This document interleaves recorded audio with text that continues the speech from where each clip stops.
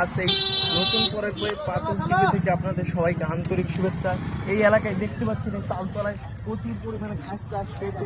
আজ আমরা এই চাষির কাছ থেকে জানবো যে কিভাবে এত ফলন হয়েছে।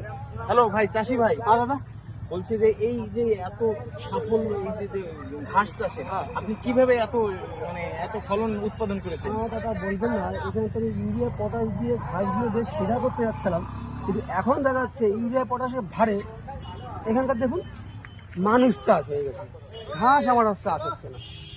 এইটা আমি কি করি এখন? আর বলছি যে আপনাদের ঘাসে কেউ কি ক্ষতি করেছেন? এত লোকজন আসছে, ক্ষতি তো হবেই ভাই। ঘাস দেখো সোজা হয়ে আছে, এখন দেখা যাচ্ছে শুয়ে পড়ছে ঘাস আমার। এর পরিপ্রেক্ষিতে আমি কি করতে পারি? আমি আপনার ফলনে খুব ক্ষতি হচ্ছে, তাই তো? ক্ষতিও হয় দাদা, মাঝে মাঝে মনে লাভও হয়, মাঝে মাঝে কেউ আবার কিছু দেয়, আবার দিয়ে আবার গাছে আবার সবাই দেয়।